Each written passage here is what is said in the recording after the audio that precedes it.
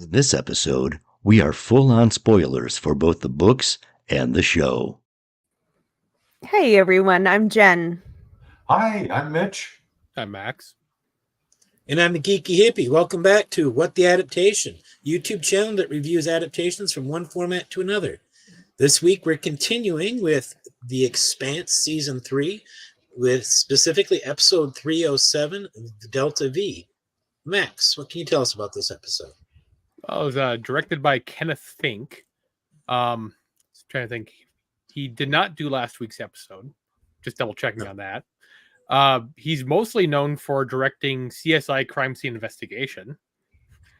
He's got several shows under his belt, but they're like one episode here, one episode there. So he's got like Agents of S.H.I.E.L.D., Revenge, Blind Spot, The Expanse, obviously, Quantico, Charmed, the new one. Yeah. So he's got things under his belt. He has a lot of respect from the actors, I can tell you that, and producers. I know that much. They talked him up a lot on the podcast about this episode. And, he produced also 183 episodes of CSI. So, Oh, wow. Deeply involved in CSI. I would say. That's a good show to be involved in. Yeah. Lucrative, you could say. Very lucrative. Yeah. Interesting. Naren Shankar. That name might sound familiar to the show. Like, you're like, why does that name sound so familiar? He wrote this episode, but he's also the producer for the show as the showrunner. Yeah. Naren Shankar. And if you've ever watched CSI, he's also the producer for CSI. Oh. Yeah. If that name ever sound familiar, that would be why. That name just like, why does that name just sound so familiar? Mm-hmm. Yeah. And he's the also bona fides behind these. The bona fides people on this show have is incredible. He also wrote 10 episodes of CSI, or 45 episodes, of CSI. 45? Wow. Yeah. Okay. He did Deep Space Nine, only a couple episodes, Voyager, Star Trek TNG. Cool. Outer Limits. Love it. For All Mankind, which he is also a producer of. All right. So he's got some producer cred under his belt. Science fiction seems like that's Big fan of it. Yeah. And murder. Yes, murder, obviously. Both of these guys have murder under their belt. Yeah. Which is absolutely not relevant for this episode at all. None. No. Could be. And nothing at all with crime scenes or, any of that stuff that involves crime scenes and Nope. It's not like Miller's in this episode. Nothing at all with you might find with crime scenes and gory things that might happen. Right. Although we did see an actor who I can tell you is apparently one of the frequent dead bodies and just bodies on the show. When they need somebody to be laying somewhere, they have this guy come in. He plays Maneo's brother, who's wearing the thong behind the girlfriend, walking by saying, "Be safe, superstar." That guy apparently has been dead bodies on this show before. Now, So crime scene, maybe. Is that a true brother or just a Bratna? A Bratna, but the producer referred to him as his brother. Okay. So I didn't get a good screenshot of that one. that's all right. We didn't need a good screenshot of that one. I just assumed it was Todd from Scrubs. Yeah. Well, it would have been up there with the butt rock in the Wheel of Time community. Yeah. All right. So, what does everybody think of this particular episode? Aces. So good. Yes, I agree. It's the first one of book 3, or the first episode that represents what's going on in book 3, even though it's mid-season, which actually works out really, really well. But just a killer episode. There's so much going on. without you realizing that there is so much going on. Hmm. Even just, a lot going on as we're starting the episode. We just, with news releases, are telling us about what stuff's going on. Just one or two little lines that tell us a whole lot about stuff that's been happening. Mm-hmm. Yeah, the opening, the exposition that they used to kind of fill us in on a few things is kind of nice. When we get into some of our particular subjects we cover, there's one that's in there that is rather interesting, actually. Yeah.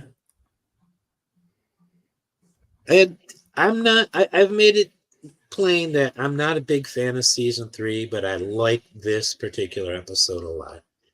And the reason I don't like season 3 is because I'm not a fan of this back half of the season, how they adapt what I've told many people is my favorite book in the entire series. I love book 3. I'm not sure why. I'm just not happy with the shortened adaptation it's gotten out of 7 episodes. Okay. And there's just so much going on in Abaddon's Gate that, Yeah, that's very true. In fact, kind of reviewing the book again over the last few days, I had forgotten how much background information was in the first 15-20% of the book. There's so much background information that never makes it into the actual show, yet right. it is referenced in the show, and it's pertinent to the show. You just it comes out in little bits and pieces at times in order to sort of justify a situation. So a lot of the book really is not in the show itself. It's particularly the beginning of the book. Yeah, Noman Garden, hello, I had a really good point saying that the news feeds were incredibly important because my partner watches it with me, and it was such because this was a big jump. Like you were on Ganymede, you were with Praxidike, and now you're starting off in a completely different area, and time has jumped forward.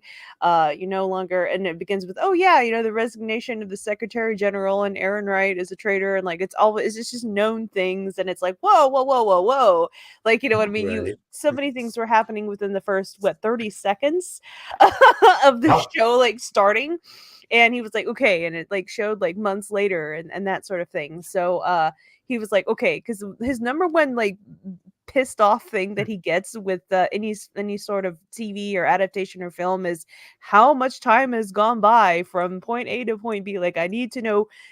Some things do good time referential things, and others don't. He goes, okay, thank you, 4 months, I know what's going on, okay, good. They can get it's almost like a little security blanket around him, so he knows okay, I know what's been going on and how things should be proceeding. Okay, he really likes how the show did that, so aces on that, because that could be very confusing otherwise.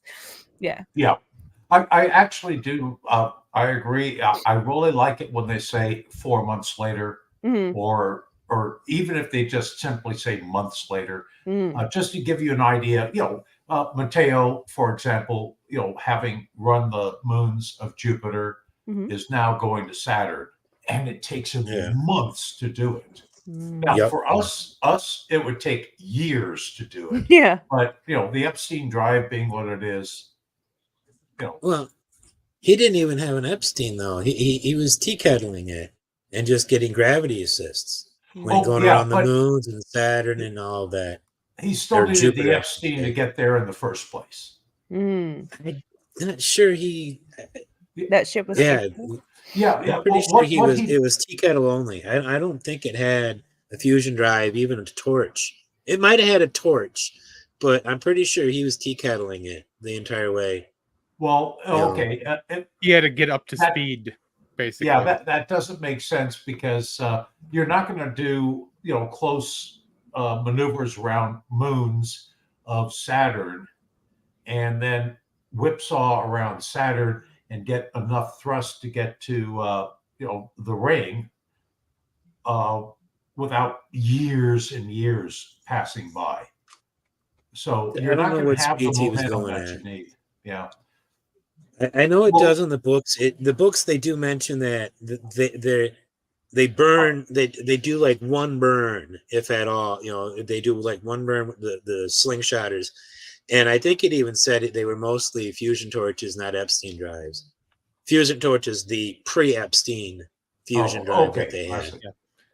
Well, It's- I do know that it said that they get up to 150,000 kilometers per hour. So that's moving. Chump Yeah. change. It is moving. Because I was That's going to moving mention real that he did fast. say like he used most of his fuel to get up to speed, and he has a little bit to slow down, maybe. And he Yeah, has to get rescued because It's a- that's the whole thing. He has to get rescued Yeah, that's true. because he only has fuel to get up Yeah. to speed, and he's TCAling it, and he has to get his trajectory perfect. Mhm. I've thought since I first learned of it, watching this show and then reading the books, that slingshotting is that's a cool sport, if you want to call it a sport.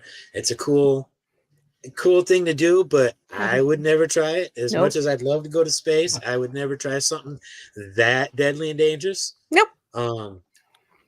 But Well, no, it he has is- like a yeah, it's little fun. fuel to It- maneuver, but not enough to like totally decelerate or get to a station. Right.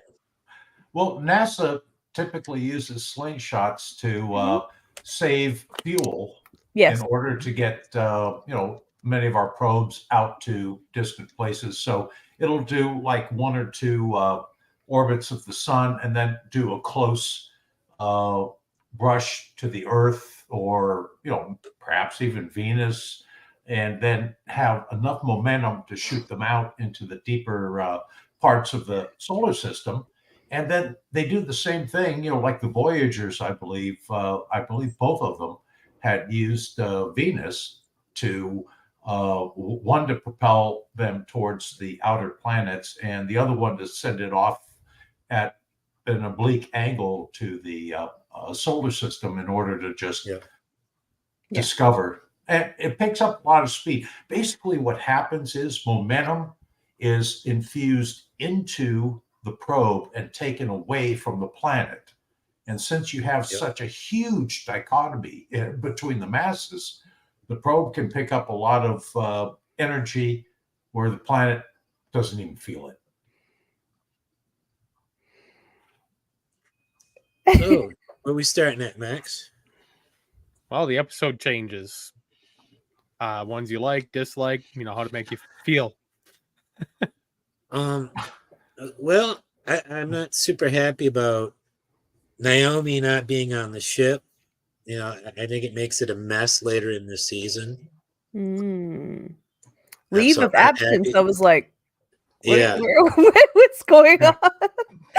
but it's fallout. It's fallout from the BS drama that they created with her, of having her give the protomolecule to Fred. Yeah. It's all fallout from that. And it just, so I understand why they're doing it, but I'm not happy with it. Yeah. But the other changes I'm fine with. Even with your, I can never remember his name. The Manio, his changes. Mineo? Yeah. Maneo? Yeah, I think Mineo. It's a more fun watching Mineo than it is reading Mineo, but I still enjoyed reading Mineo. Yeah. Well, and also with Mineo, the girl was his cousin, I believe it was, and he was attracted to her, but it's kind of like They could be second, third, fourth cousins, though. yeah. I do know people who are that distantly related to each other that call themselves cousins all the time. Weren't Yeah. there two girls in the book that he was interested in? Or am I imagining No, just things? Davida. I Just think Davida. Just Davida. Yeah. Must have been imagining that. Davida Young. Yeah, like Ben says, we are all related, so it's just how many generations back you want to go to a shared ancestor. Oh yeah. True. So What a Holocausty. Welcome. Hello. Want me to? I can throw out some changes that. We have big Mother's ones. sister's kid. Yeah, we have Thanks, big ones we Benji. want to talk about, but I think there's some small ones that we can cover in the meantime, and then get to the big ones. First of all, in the books, Esteban is still the Secretary General, and here we have the Queen of the Universe, Avasarala, as the new SG. So that's She got another promotion, Queen of the Universe now. So that's a little change. It doesn't affect anything as far as the book to show adaptation goes. Another little one. It plays a little into the show. Is that Amos was originally attracted to Monica, and here we've got sort of the opposite going. Probably because she's just ticked him off enough. And the third one that I wanted to kind of bring up, which once again isn't an important aspect as far as the change goes, is that Melba is actually a chief engineer in the book. Yeah, the chief of the crew chief. Yeah, she's not like a foreman or something. Yeah, more like a foreman rather than she isn't chief of chiefs. But she has her crew that she is the chief of, as opposed to being the trainee. So that's another little change. It's not a bothersome issue, I don't think. I like her. I like her too. Mm-hmm. She has one of my favorite storylines in the entire series. So yeah, and I'm talking in the books. Mm-hmm. Some of it's been on screen, but I'd love to see more of it on screen. Max, how about you? Sorry, I was thinking here. After we mentioned the whole Naomi change, just being on the ship, it's a pretty big one. She changed her hair too. She did. Mm-hmm. That gets pointed out though later. I like it. I like both, honestly. Yeah. Well, part of her change is that she's actually there are a couple of characters in the book. You're saying out of this? No. I saw something that reminded me of a change. But go ahead, Mitch. I want to hear what Mitch is saying. Yeah. There's two characters in the books. You've got Bull and oh goodness gracious, Michio Pa. Michio Pa. We have these two characters in the books that are not in the show, and they're what it is they do, their purpose, and so on and so forth, end up being split between Naomi and Drummer. I mean, it's not equitable or anything like that. I'd say Drummer gets both of them. Not necessarily, because you've got she gets the XO, and the biggie, of course, is that in the books Ashford is captain, and very unlikable, and Michio is the XO, and so you have a role reversal there, and perhaps Bull and Michio's responsibilities are more Drummers than she's more Michio, but the whole throwing the guy into the airlock and about to space him, that was straight up Bull. Yes, as in Bull Baca, who one of the change. I didn't even want to go down the rabbit hole of how much I don't like not having Bull. That's one of my big gripes. I'm okay with losing Michio Pa for the season, but we should have gotten Bull. And Michio is the weaker character from the books, yes. At this point in time, yeah. Yeah. Jen, what changes have you noticed that you like or don't like? I'm just gonna have to pass for this one. Okay. We've already kind of discussed everything that I've really noticed that as you of wanted yet. to bring up. Yeah. Okay. Well, and one other small thing is that the book Ashford is very highly educated. The show doesn't say as much one way or the other, but it leads us to believe that, he's a pirate. He's not someone with a couple of degrees from university. So Yeah, on the show. yeah, so But that's a difference that may or may not play out. see, Ashford is a lot different because in the books, I can't stand Ashford. From the Yeah. moment I meet him, I can't stand him. I can't help but like David Strathairn's Clace Ashford. I really like him too. As soon as he came on screen, my partner was like, "It's the guy from Bourne." Like, Yeah, well, what? put it back up. Put it back up, Yes! Max. All right. When Max puts I was this like, "How back did you up, know I that want you to automatically?" He was like, "No, it's the picture guy it from Bourne." without the burn scar, without the Yeah. makeup for the burn scar. Yeah. Put him in a patchwork cloak and give him a lute and have him Oh, start Tom. singing. Yeah, Maryland. Oh yeah, Tom Maryland. That is totally Tom Maryland. Oh yeah. That Oh, was wow. who, until they announced who Tom Maryland was going to be played by, that's who I was like, Tom. Yeah, I can see it. That's okay. Tom. I can see that. I could see it. Yeah. Even without the mustachios, it's just the Franca white hair. And I'd seen David Strathairn before on, I don't know if anybody remembers the show Alphas. It was on Sci-Fi Channel for a short while. It did 2 seasons. He was one of the main character on that show, and I liked him on there. He also played who's the guy who the news guy, anchor guy who said good night and good luck. I think he played him in that movie, Good Night and Good Luck.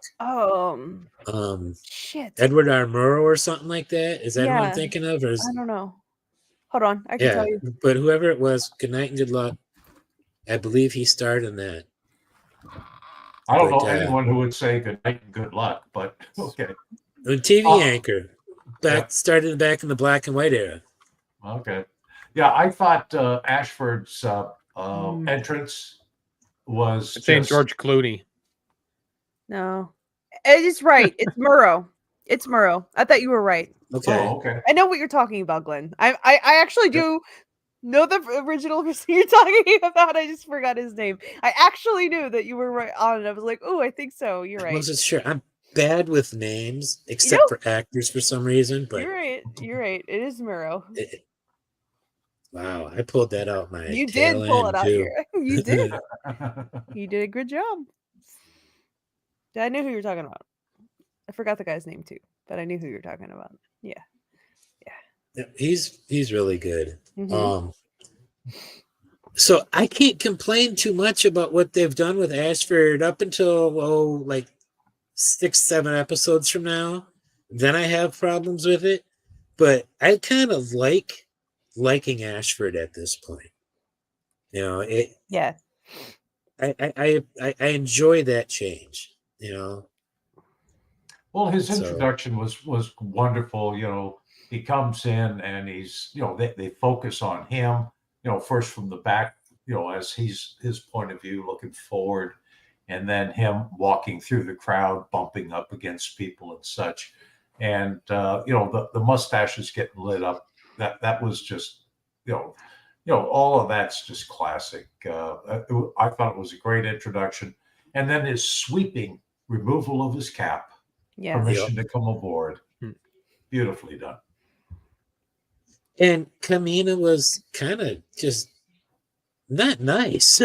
Kamina, I don't like the way Drummer reacted to all that, but he showed to be the better person in my opinion so far.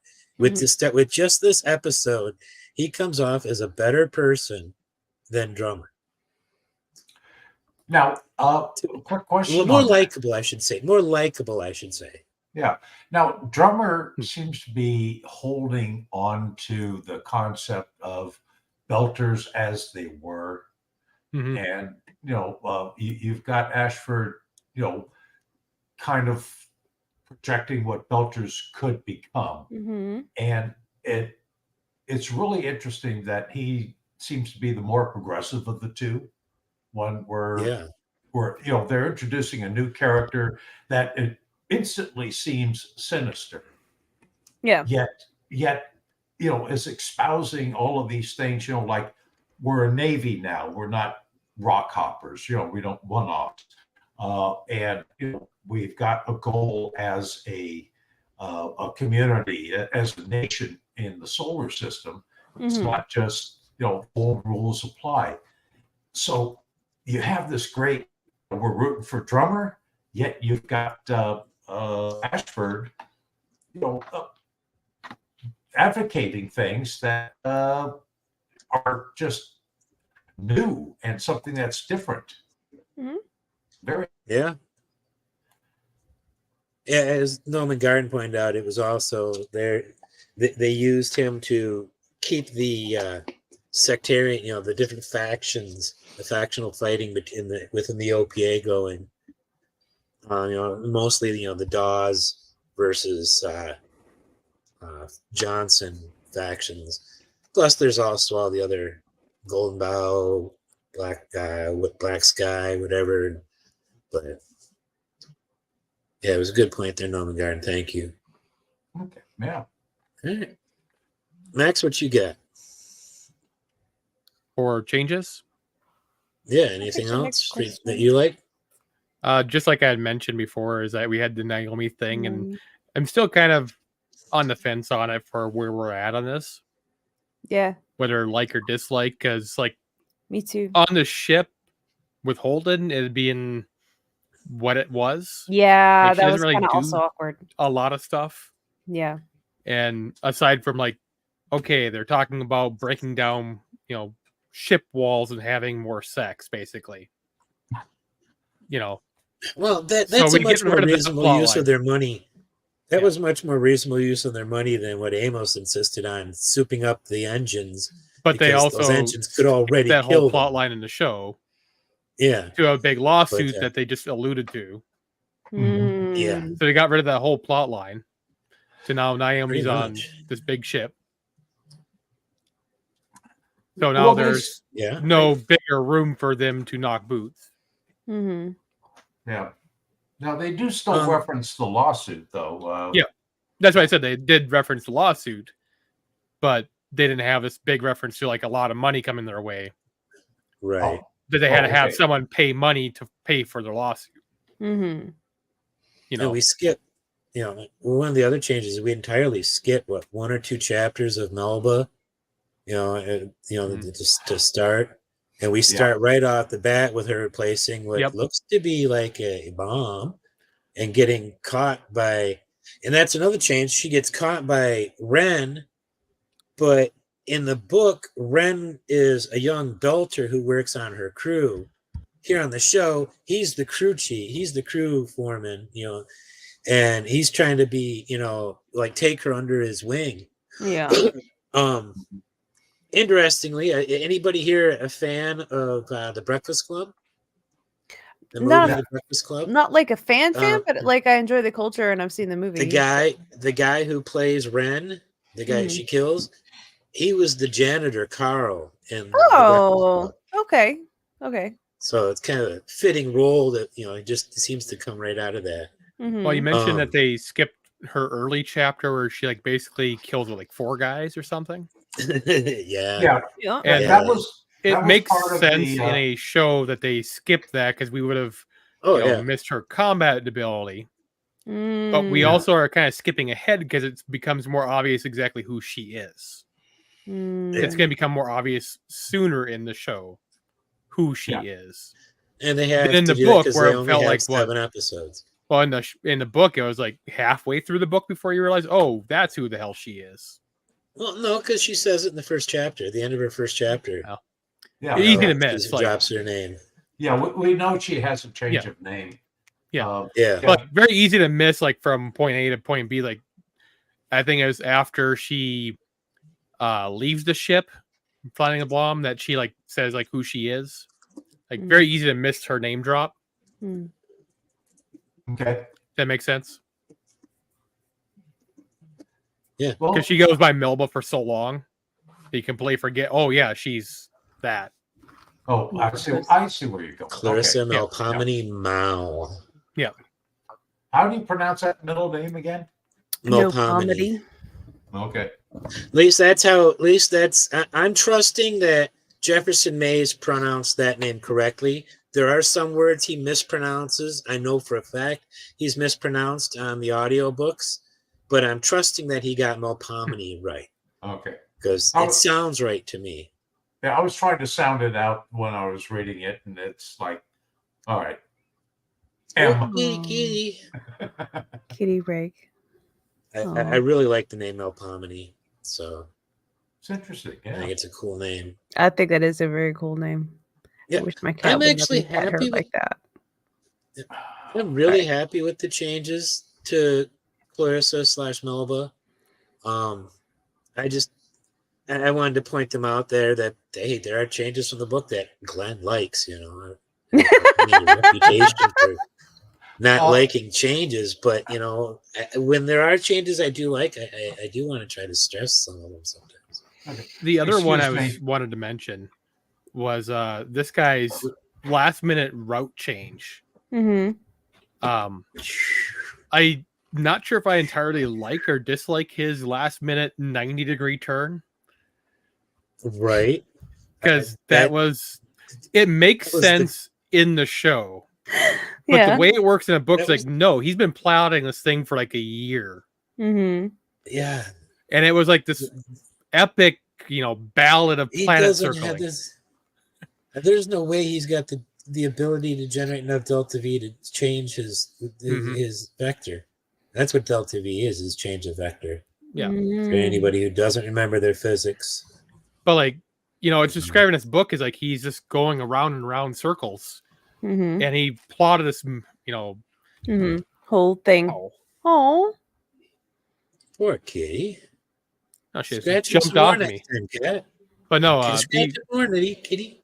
Like going circles around all these planets and moons to go around slingshot into the circle, like playing billiards, and then they just all of a sudden, because breaking up with his girlfriend, he wants to impress her by going through. He takes a 90-degree turn and goes to the ring. That's just the cuck energy is just exactly strong. Norman Garden has some points down here in the comments that are just I think are great. Yeah, Melpomene was one of the muses, patron of tragedy. That's and right. As points out, that's fitting because that's right, Norman Garden. I forgot about that. I was it's good to have a smart person watching for us. That is right. I used to know all the names of the muses. The only one I remember is like Terpsichore, I think, and Calliope. I forget them all. But yes. No Calliope. No, Norman Garden is right. I named one of my thumb drives Calliope. That's awesome. Fittingly, it's what I put music on it. I wanted to put a big tattoo of Calliope on me when I was younger. Never got it. Yeah, I like to name my thumb drives. I don't know. I might be just nerdy that way, but I've got a whole bunch of them. Mm-hmm. Most of them are named after horses, weirdly enough, from fiction, and sometimes ships. Cool. But the one I got recently, I named Rocinante, so it's both a horse and a ship. Yeah, there you go. Yeah, but it was black, and it was going to carry more. But is it a workhorse? No, because it doesn't work. I had to give it a crap review. I gave it a really crap review on Amazon. Cabs, do not buy this one. Oh no! I'm just thinking what Morpheus would say about your thumb drive name. Yeah. I've got all kinds. I'll show you sometime the names. Give you a list of the names of what I've named my hard drives and thumb drives. Holding Calliope. Rename it Knacker. Holding Calliope. Garden. He's holding Calliope hostage as a thumb drive. Oh, I did. I forgot about that. Morpheus. From The Matrix? Yeah. Sandman. Oh, the Sandman. See, I'm thinking The Matrix. When you say Morpheus, I automatically think The Matrix. Automatically think The Matrix. I'm so sorry. I was at a completely different. I'm so sorry. What's our next question, Max? Favorite scenes and dialogue. Oh. Well, I'm gonna guess Mitch's. I want to hear Mitch's first. I've got a ton. Well, let me go. Let me get one in before you do that. Yeah. Then, Yeah, please do. I really enjoy the scene in the galley with Cohen, Monica, Amos, and Alex when Alex is serving up the food, and it ends with that there, with Amos saying, "I don't shit where I eat." Yeah. I just really like the whole scene from beginning to end. It's starting to be nice, and then things go wrong with, and it's just, yeah. And it is weird that because in the book, Amos makes a move on Monica and gets shot down. Makes a move on the other female, a half-hearted attempt on the other female crew member because there was 4 of the journalists instead of 2 on the show, and he gets shot down by her too, and then he just goes off and hides by himself. They had to balance it out because the slingshotter got rejected. Yeah, well, see, there was a reversal with him because in the book, he was hoping that the girl would flash him her chest, and on the show, she actually does. In the book, she never does. And I'm like, it's enough. Season 3 is a case of every episode. There's a 180 from what they did in the book, and yet it still works. And with the same characters. And with the same characters, yeah. Yeah. Or sometimes, they'll give one character's thing to another, like dialogue, lines of dialogue. Somebody will have somebody else's line. But yeah, my scene is the galley scene. Max, did you have a scene? And from the books, the galley scene would be their, quote, Saturday night meal. Yeah. Yes. That they did every week. Yeah. I'm trying to think if there's a scene that stands out aside from the the very end one that I don't really want to click too many times on YouTube here. So yeah. Yeah. That was, sorry. Yeah. Thank Jen for that one. Rare. I usually don't like that kind of stuff. I almost used it for the thumbnail. Did you really? That's awesome. I did a screenshot. I had it there. I'm looking at it, and I'm like, no, I can't do that one. I think YouTube would have put the nix on that. That's so cool. You did. For standout scenes, like aside from that being very memorable, obviously, seeing this returning face was pretty memorable as well. My favorite. Yeah. So there's a couple you enjoyed of returns. You enjoyed that Miller scene, Max? He's not suffering. Oh, he makes Holden suffer a little bit. Oh, okay. That's almost as good, actually. That's always Holden good. Suffering. Yeah. It's better than Miller suffering. I mean, at this point, it's kind of the same thing. What do you want? Like hashtag Holden suffering? Yeah. How about you, Jen? It's not one of my favorite scenes, but I have to say it. Like Diogo makes a return as well, so that's kind of interesting. Yeah, boy, he's got a little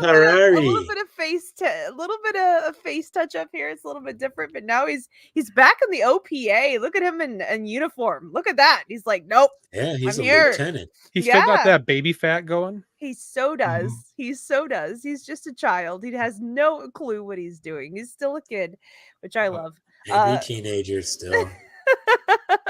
Yeah, seeing Miller is great for non-book readers. Yeah, what a Holocausty. Yes, absolutely. That was great. So it's just seeing some old faces come back, and you just feel like you're like, yeah, that was so great. Like, Diogo, you're still making mistakes. Why are you doing this? Don't be bad. But anyway, that was wonderful to see him there. But and he was so obnoxious. It was perfect. He has out of his depth in every single way. But he's enjoyable. So yeah, I'm just gonna throw that there because I know nobody will. I love that moment when he tried being smart towards Naomi. Yeah. I saw Cortazar. Cortazar said to say hi. Yeah. And what's his name? Ashford just turns and goes off on him. It's It's like, that's Naomi Nagata. Yeah. She's a bigger hero for the belt than anybody. Yeah. It's like, Yeah, that was great. Naomi needs that respect.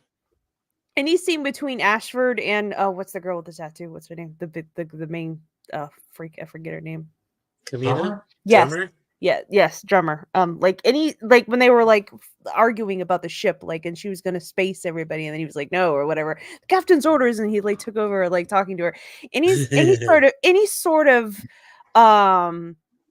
tension, but it wasn't sexual at all. Like far from it. It was the opposite. It was like actual tension between the two of them was so wonderfully acted. And not even acting. Can we talk about the writing in this episode? Like even because it's completely, as we've already discussed in very quantitative detail, different from the book. So they were writing, they're on their own thing. They're off script, right? For this episode in a lot of different ways. And it just to make it work, especially to book fans, especially like you guys that are like nuanced, and still find a way to have a happy agreement where everyone enjoys it is a hard thing to do, man. And I think they did a really good job with this episode. Seeing some old faces come back, jumping us forward in time, taking us for the first time away from the conflict on Ganymede that we've seen on the show, like literally since like last episode. It was a jump, it was a change, but they did it in a way that made, I think, everyone happy, and it kept you engaged for the next episode, definitely. Especially seeing like Miller pop in at the end and the situation going on with the ring, like you are seated for the next episode. Yep. So they did a really, really good job from start to finish. And there wasn't like really a lot of space in between where I was like kind of like, I was present for everything. It was great. Oh, Yeah. Hey, Mitch. There's a few things you've covered. Most of mine. The Ashford interrupting drummer in front of the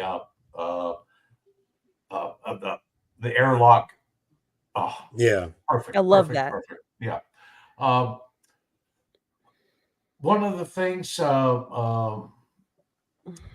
it is this episode where Melba and Ren go at it.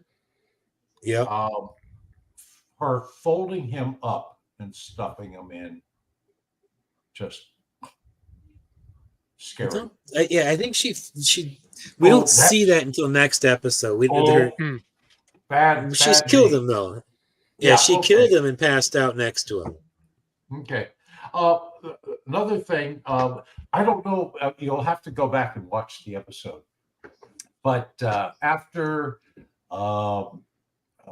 Ashford has taken down who is it? Georgie, or the guy he used to work with? Grigori. Thank you. God. Yeah. I couldn't get the R after the G, otherwise I would have had it. But after he does Grigori, drummer turns and gives this sign Go upstairs for him to follow her up. Now, at that point in time, they're about to send out that skiff. Okay, so they go to zero acceleration, and you have that shot from above where you're about to have drummer and Ashford, confronting each other. But before they come into the frame, you're looking down and you see Naomi down there. Mm-hmm. And it's only a moment, but the moment that they go to zero G, she does the little click of the heels. Yeah, I saw that. I know what you're talking about. It's distant. It's completely background, but I liked it too. Little details like that. I love. Most of the extras do it too. Yeah. Most of the extras you can kind of watch do it too. It was very detail oriented. I also enjoyed that. Yeah. Another scene or sequence I actually liked was Cool Vord and Anna when they're talking on the oh God, I forgot the name of the ship. But, Edward Prince. Yeah. You're talking about FBI Special Agent Jeffrey Spender, son of the cigarette smoking man. And is that where it came from? Okay. Yeah. I can't remember. Chris something. Chris. It's I don't Chris remember Owens. it offhand. Chris Owens. Chris, yes.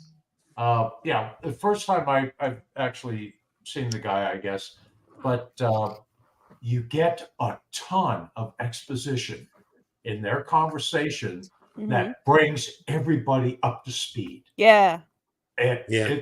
it's well done, as far as the exposition goes. Now, I have in my bad moments the way he kind of acts during that, because he's scanning monitors and doing all this kind of stuff, and it didn't sell me.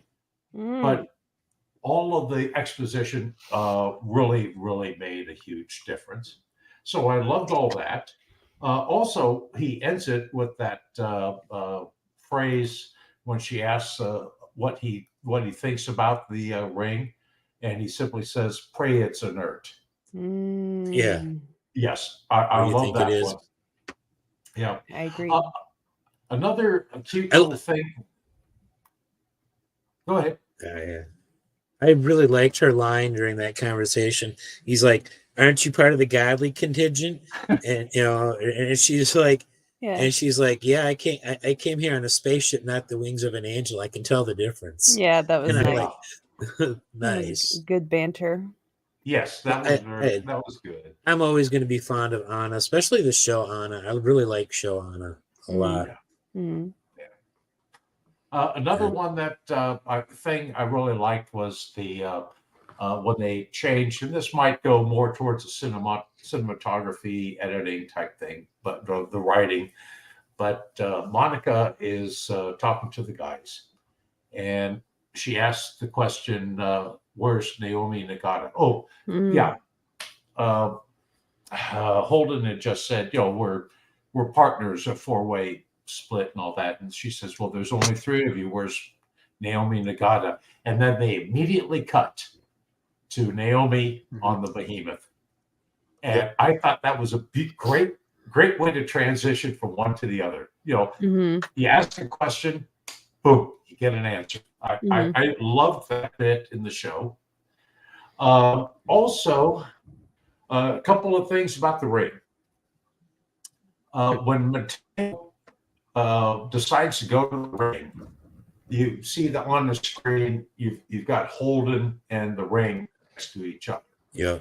You've got the belt of Orion right in the middle of the ring. So if you ever notice that, if you ever see it again, I've noticed they throw Orion's belts a number of different places over the course of the season. Interesting. And the other thing is that the ring is transparent until Mateo hits it. Mateo, yeah. And I think I cannot pause well enough watching the show, but I think there's only like 2 or 3 frames where they show from the impact point it becoming opaque from that point to the edge of the ring. I'll see what I can do checking on that one again.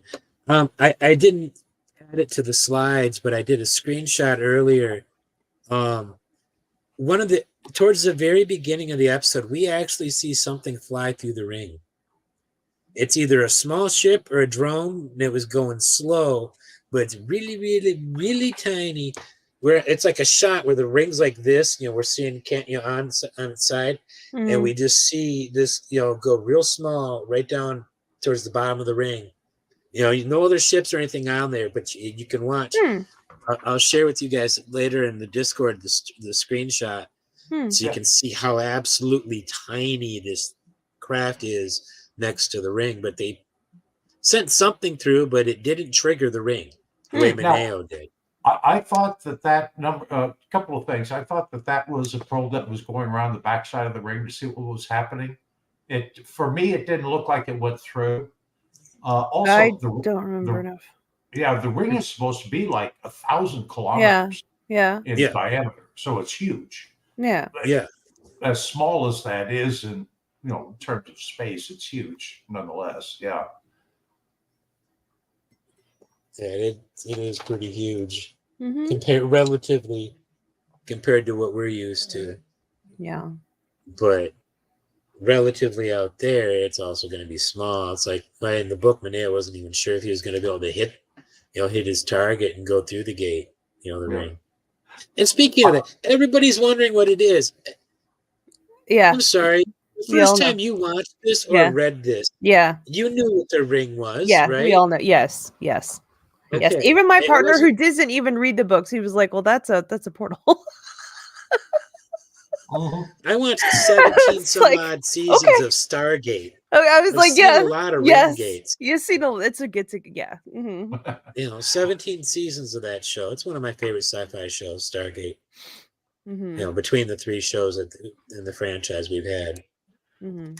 Okay. All right. Now, So I've got a couple more things. Like I said, this episode Okay. has so much in it.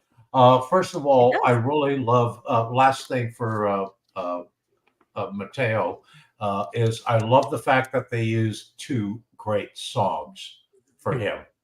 And we'll get to music in a minute. yeah. And We I got think it's music the up only next.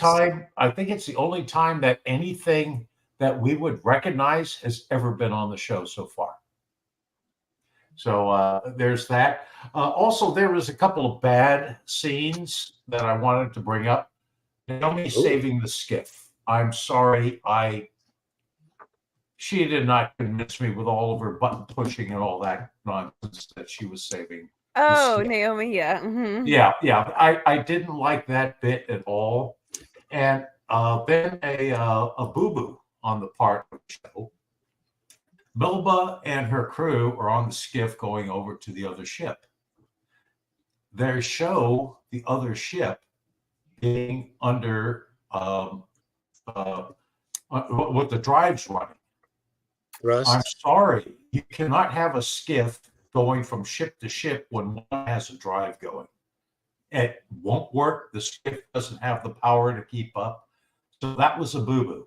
They should have had the drive off in that particular shot. Other than that, I'm good. Yeah. That makes sense. They make occasional technical goofs on this show, I think. Yeah. But it's usually all for the rule of cool. You can forgive it, because of the rule of cool most of the time. True. I'm being told no. I'm not sure what we're being told no on. So what's next? Music next? Music and production. Quality cinematography, special effects, sound effects, music, etc. The music was something else this episode. We had a couple of good covers. Belter Creole covers, which just sounded great. As much as I don't like Belter Creole, or at least I tell myself I don't like Belter Creole because I use it all the time. I've been calling people pinche and coyo lately, and I'm just like, I need to stop reading these books. I hear those words used so much. Delta Loda. But well, that was something I did forget to mention is the amount of Belter was spoken in this episode compared to like the last couple seasons. Yeah. Like they really brought it up. Yeah. Well, with the behemoth, that makes sense. Yeah. Mm-hmm. And apparently Daniel Abraham, one half of James S.A. Corey, has said that, I saw this online the other day. He said that if fans want to learn Belter, pay attention more to the Belter on the show than the Belter they use in the books. For what that's worth. That apparently there's more detail in what's done on the show than what they ever did with the stuff they wrote in the books. Yeah. I'm going to guess because it's actually spoken versus written. Yeah. Well, it's also they had a linguist. Yeah. Conlanging stuff. Yeah. Cool. And it's in the books an they just made it up thing themselves. instead of written. Mm-hmm. Well, there's that too, but they actually have somebody putting together and coming up with, well, let's take this, and we'll, like the guy who did the lady, I think actually on Wheel of Time, who's doing Wheel of Time, or the guy who did Old Tongue on there, or the Valerian and and like I said, it's because you have a linguist. They actually speak a language. They do it verbally out loud. Yeah, you're gonna actually have to use things verbally out loud versus in a book where you can just make up vowels and consonants that don't go together. Right. Mm-hmm. Sure, and also in books you can say that they said this, but without actually showing that they're saying it. That happens a lot. Mhm. Yeah. Production-wise, they had a heck of a job doing Mineo going kersplat. Yeah. It Oh looks great, yeah, but looks great. they had the guy who played Mineo, Zach Villa on for a day to film. And the last shot they were doing of the day, I guess they'd already let him go, but the last shot, they'd done everything else with him. Mm. And the last shot they were doing was this shot with his head going splat. And so they've got all the cameras that are inside the set, covered with plastic, draped and everything with plastic. The lenses have like a saran wrap type plastic lens covering just to keep all this fake blood off. The back end of the set, the little cockpit, they had an air cannon that was loaded with fake gunk body parts, blood and all that stuff. And they fired it off. These things are dangerous. Air cannons send out at a pretty high power. Yeah. It proceeded to rip the plastic off of all of the cameras and tear those along with it, and then splattered that blood everywhere in such a manner that the shot was entirely unusable. It took them 3 hours setting up one shot, and it went out the window because, and I'm just like, oh my God, I can only imagine, That's sitting awesome. there watching it go like that. It was just like, after such a long day, to have their day end like that was just. Yeah. They got it the next day, but obviously because it ended up being a great effect. Oh yeah, But Yeah. memorable I just- too. yeah, And it again- just hearing them talk about this. I strongly encourage everybody out there, and especially you guys, listen to Ty and That Guy episodes as they talk about the episode we're discussing. There's some really cool stuff that they talk about. Rebecca talked about it a lot, and Mitch has mentioned it a number of times, and that got me to start listening to it. And I don't regret it. I can always tell you which episode is what episode number they do for like next week. I think it'll be like 33 or 34, but it's something like that. But yeah, it's Amos, who's that guy, and Ty Frank, who's the other half of James S.A. Corey, and he's also one of the producers and writers on the show. So Awesome. Yeah. Now I wanted to bring up the set of the Behemoth. Mm. Yeah. And how it looked. I mean, it was a beautiful, beautiful set. I love the fact they had cables strewn on the floor and hanging from the ceiling. Yeah. And all that, just to show that this is still a work in progress. And I just absolutely love the set that they set up for the flight deck. I like what they did with the Behemoth, because obviously they're showing, you pan and you see in the background like the Mormon imagery, that's on the walls, and the men on horseback, and then you see like the OPA spray painted on the corner where it has like the Mormon imagery. And that was like, I thought that was very touching. I thought that was cool. I was like, all right, like I like the juxtaposition there. It was kind of jarring, and it was supposed to be. So I was like, okay, that's pretty cool. Yeah. Anyway. It's like seeing a brand new rail card with somebody's graffiti on it. Mm-hmm. Yeah. The other thing on the cinematography that they did, and keep an eye out for this. I assume that they've done it in the past. I didn't pick up on it before, if so, and I assume they'll do it in the future. Mm-hmm. When a ship is under, the drive is running, cameras are steady. Mm-hmm. When the ship is on the float, the cameras float. You don't have a steady shot of somebody's face. They're moving around. And I don't know if I've only now realized this, or if this is something that has been going on all this time, or if this is something that this particular director decided to do. But there's been a floating effect before. I noticed that on Arrows. It makes sense. I noticed that on Arrows. Yeah. But it's the first time I've actually picked up on it as something that and I'm going to keep an eye out for it in the future. I've seen got that on my list of, eyeballs.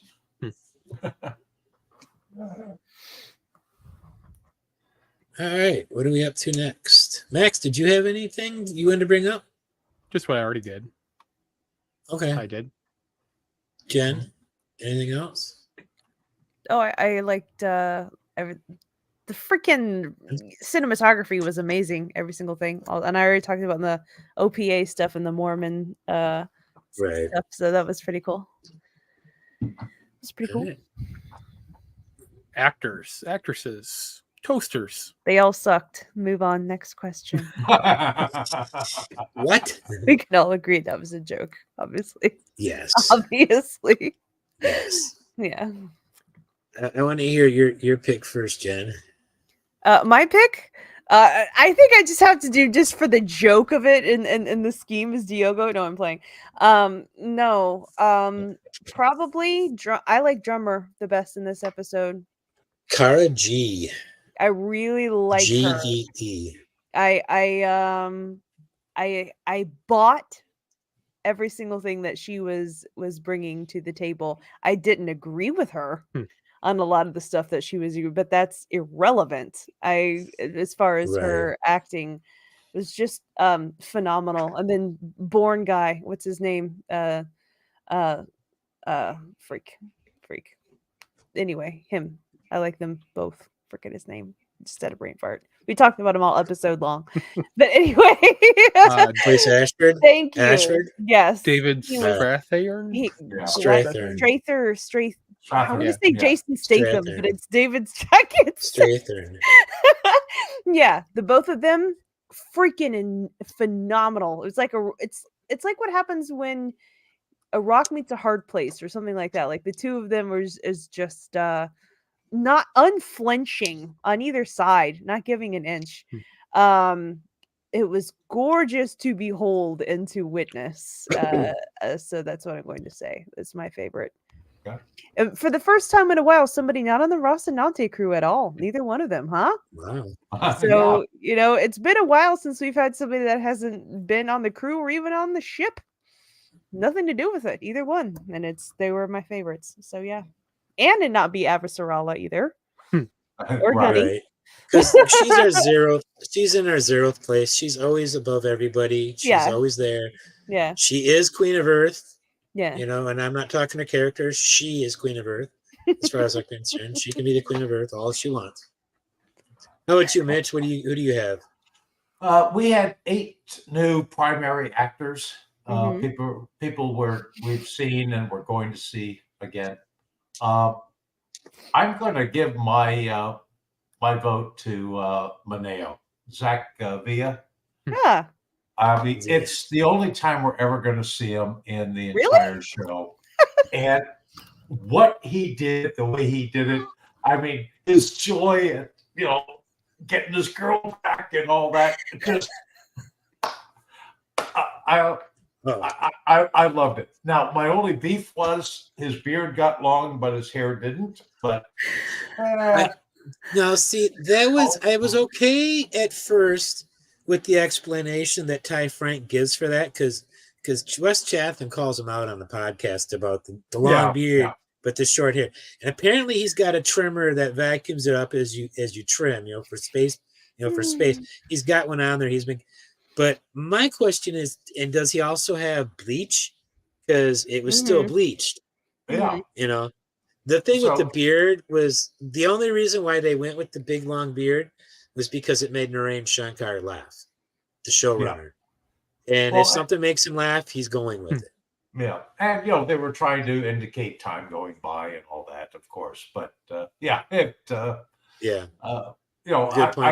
think the kid did a great job of representing, and he did not have anyone to act against. He's doing it all solo the entire time.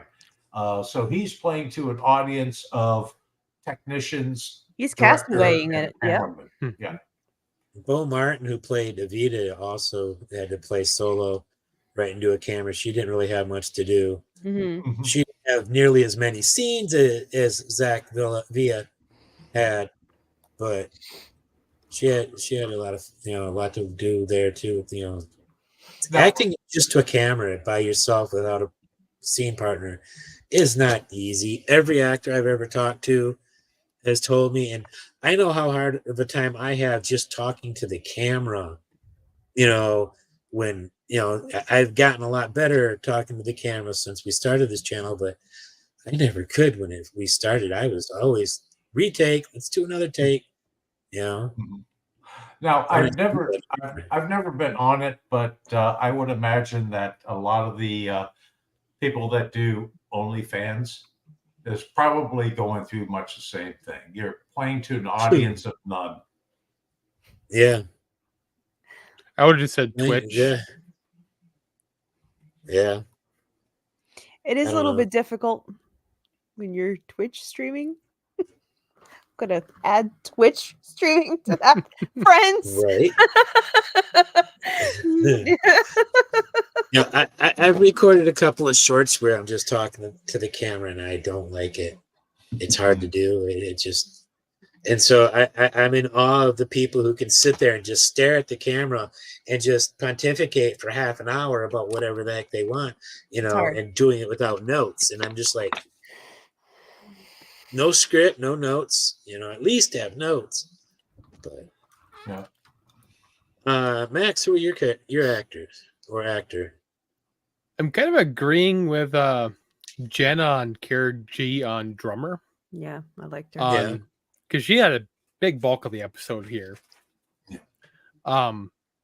Though I'm not sure I agree with her being like on the bad side of her choices. I think she has plenty to distrust Ashford on.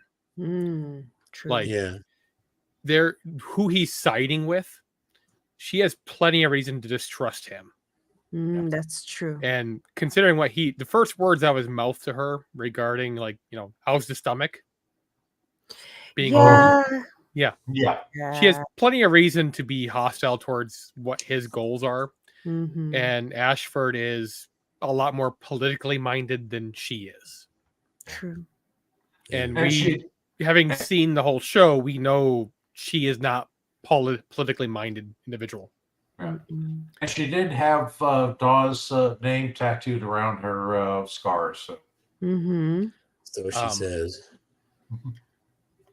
And maybe a shout out to Anna Hopkins as Monica Stewart, because she was very good at pushing buttons on Rocinante.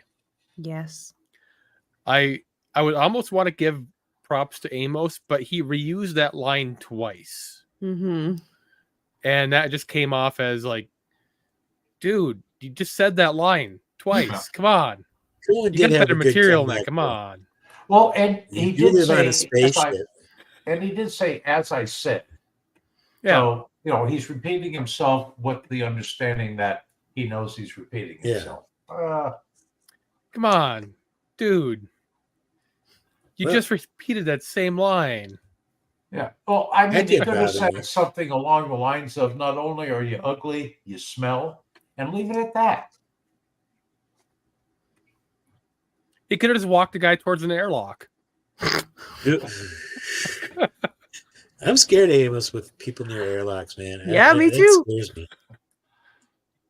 He didn't say a word. Anywhere near an airlock with Amos. Airlock Amos. Never That's know his with name. that guy. Yeah. Glenn? Me, everybody I named has been pulled. I've got written down was pulled. Named by somebody else, but I'll just go through. I loved Zach Villa as Mineo Jung-Espinoza. Yeah, you clapped at that. From the moment he was on screen, I thought he was great. Yeah. I loved the energy he has, especially when he starts off on this. Mineo is super, super excited, and as it goes further and further, he's just more and more beat, just more and more dragged down. Especially when Holden and the Ring are getting all the attention. How my number depressing two has that got to be? Oh, goodness. Yeah. My number two is the actor who plays one of my 4 favorite characters on the show. I love Monica Stewart, books and show. And Anna Hopkins is just great in the role as Monica. I've always liked Monica. I don't know why. I like her. She's up there with Bobby and Alex and Fred Johnson. And yeah, Amos is probably my number 5. But my number 1 for the episode is definitely David Strathairn as Claes Ashford. Yeah, he's great. You know, Commander Ashford was just he's not the Ashford from the books. No. I mean, there are elements of him that are there from the book, but it's very not the same Ashford, but I still really like it. And just his performance. I mean, they got a coup, basically. They got a real find when they got David Strathairn. Yeah. That's kind of as big, in my opinion, as pulling what's his name to play Anderson Dawes. Right. Yeah. I can't even think of his name. I don't know. Or Shohreh Agdashlu as Sarala. I mean, yeah, it's like really just one of the best character actors in Hollywood.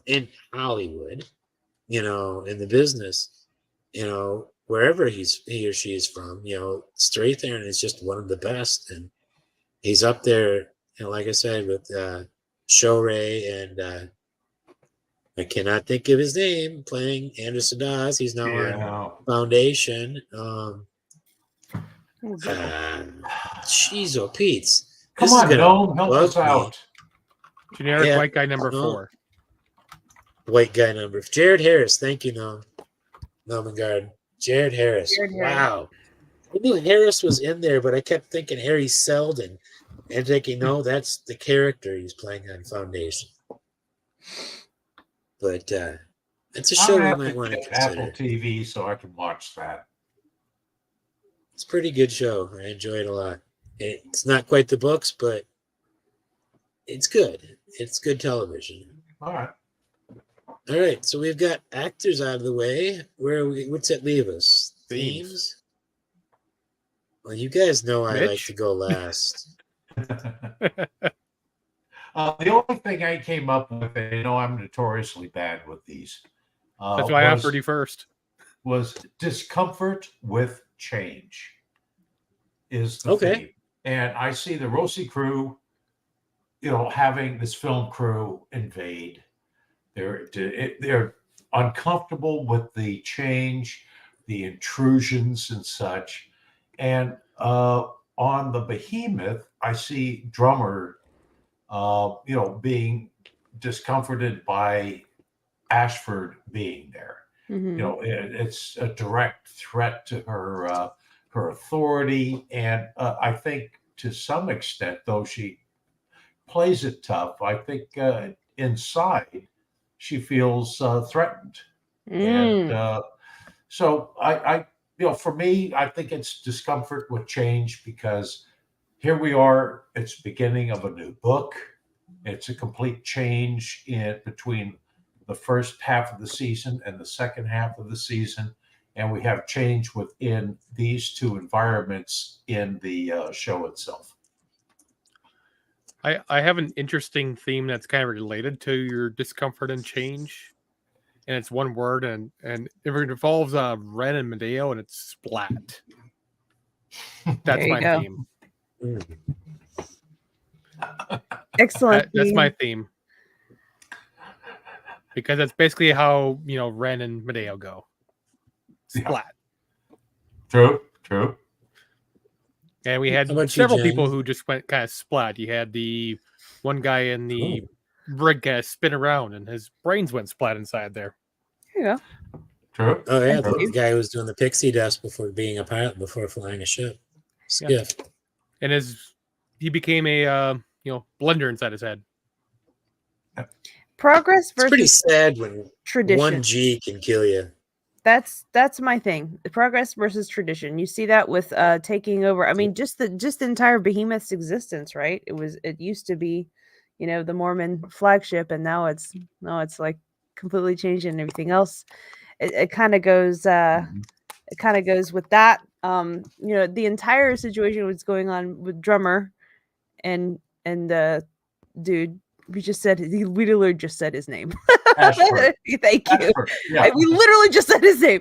Yeah, that entire conflict, kind of what's going on like obviously it opened with Avasarala as SG, like, you know what I mean, like everything going on from the beginning to the end, the ring being there, and what is it like the uncertainty versus the people that have been comfortable in their positions before being worried about what's going to happen. It's literally just tradition versus progress. That's everything to me. So that's what I would say is the overarching theme of the episode. Okay. Okay. I like that. I basically boils down to one for me. Mm-hmm. I'll start this way. With Avasarala at the beginning, she's given a speech about instead of vengeance, we must choose peace. We're in an unprecedented time, and then she stresses that we need to have togetherness, unity. We need to be one race, one human race. Kind of what, for wrong reasons, Secretary General Sorrento Gillis was talking about an episode or two ago about one human race. She's pushing the idea. Now, Mineo, very different. He's feeling lonely and wants attention, but he really wants to be together with Evita. You see where I'm going here? There's a word I've used twice now. The Rocinante, they're missing Naomi. They want to try. What are my notes here? Who wants to? Oh, she's trying to be together with the Belters. Family dinner is always nice. They talk about in the books. They talk about the family dinners in the books. On the show, Monica refers to it as family dinner and calls it nice. Amo, so there's more togetherness there, unity. Am I being interrupted by a cat? I see a kitty. That's very Cheshire. Pretty cat. That's a pretty cat. That's a tuxedo. Fancy. Amos is an exemption to the theme. Amos is the one who seems to only want to be left alone, and he rejects being together with the film crew. Alex and Bobby are talking. We learn that Alex is even more separated from his wife due to a divorce, but Bobby is back together with her Marines. Got you. That's true. Bobby that was a nice revelation. I really liked that. I did too. Bobby will fly together with Alex anytime. He can fly her anywhere. He's a good pilot. She trusts him.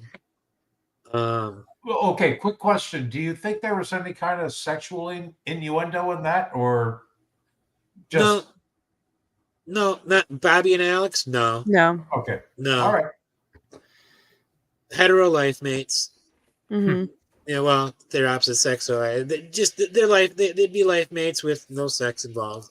Okay. That's how I picture them, at least.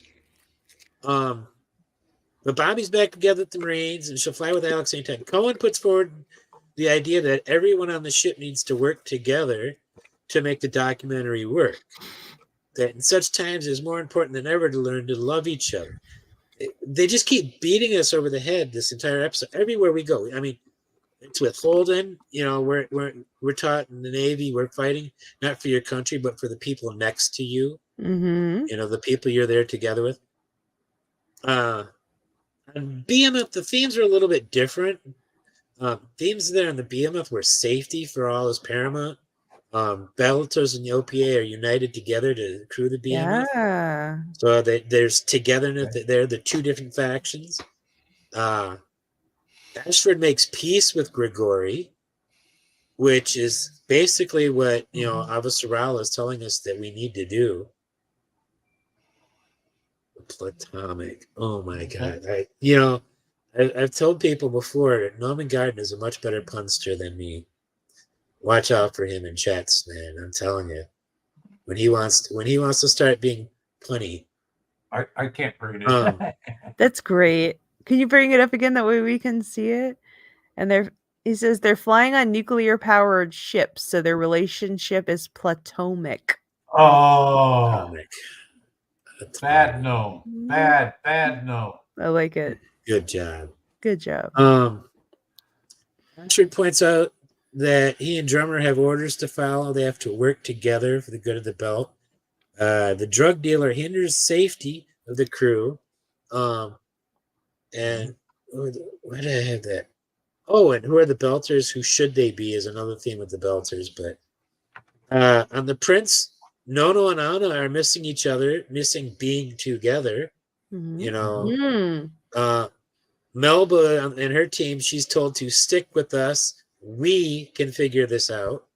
Stick to us and we can figure this out are two separate occasions. Mhm. But so it's just like every subplot in the episode has this idea of togetherness, unity, whatever word or phrase you want to use to describe it. It's there. We all need to, come together Mhm. right now. Come Over together me right right now. now. Exactly. Over me. Dun, dun, dun, dun. Yeah. So I think that one counts as a theme in this episode, and it was the only one that I really picked up on, except for the throwing in a little bit there of the safety, which is really still about everybody being together to stay Mhm. alive, working together. Do we have anything else that anybody wanted to bring up before Jen passes out and falls asleep on camera? Oh, I don't mean to. I'm so sorry. I mean no Teasing you. disrespect. I I'm apologize. teasing you. I'm teasing you. No. You look really tired, so I suddenly am for a just second no. while I'm you were actually. yawning. I love doing this. Actually, Yeah. thank you. Yeah, I it's know. great. I just wanted to go back to the books briefly. Because we start this with, what are the differences? And, we talk about the actual differences that we see, but we don't talk about the omissions. And, we did mention about Melba acquiring a new ID. She kills 3 people in the course of doing it. Anna, when 3 or she's 4. on Europa, she has to confront a belter who's a wife beater, and she ends up tasing him and turning him over to the police. And and you just brought up her conversation with Anna. No actually tells Anna, go ahead and go to the ring because she sees that Anna's been invited. Mm. So we have that. In the books, Bull actually spaces the dealer and then gets stressed down by Ashford, but through some nice bit of talking keeps himself out of jail, as it were, and he can keep his job. On the Thomas Prince, Anna goes to the party where someone tries to kill themselves through self-immolation. Mm. Yeah. So, I mean, there's a lot of things. And these are the background things that I had mentioned initially, never make it into the book. And they really aren't important. But I just wanted to bring them up as things that were left out that maybe could have been interesting. Who knows? Mm. I'm just interested how that dude got on the ship and what he used to pour that he thought he was going to try to burn himself with, and how he got all that on there with him. It was alcohol. They say it was alcohol, but do they? Okay. Maybe Bacardi 151 exists. Okay. Who knows? Yeah, it's not going to do much to you, especially with as fast as they're able to put it out in the book. Highly. Yeah. It's highly flammable, but doesn't burn that hot. Well, it doesn't have Haven't to. Haven't you ever done a shot that's lit on fire at 151 on top and they light it? Yes. It doesn't burn that hot. It doesn't burn that hot. Until it gets to your mustache. And then it smells really, really bad. Yeah. Yeah. Well, I think that's a wrap for tonight, it singed mine off. Yeah. That's what happened to it. Won't grow back now, will it? No. Well, you've tried. I've tried. She used to have a really awesome beard. It was really cool. It was like Gandalf. Now look at me. It's a shame. They thought she might have been a dwarf from Lord of the Rings, but apparently not. Yeah. Well, you can't hide that pretty face, so there you go. Oh, thank you. Well, everybody, I think that we're done for tonight, and Next week, Max, what's our episode name next week? I closed the window out. You closed the window out. Never Yeah. mind. I keep forgetting. I meant to have it written down. Oh, I have the wrong notes in front of me. I don't have it. So we'll be back in a week, and I'm not sure who we've got for guests, but please come back then. And for tonight, leave us a like, comment, and subscribe, and don't forget to be awesome. Bye. Bye.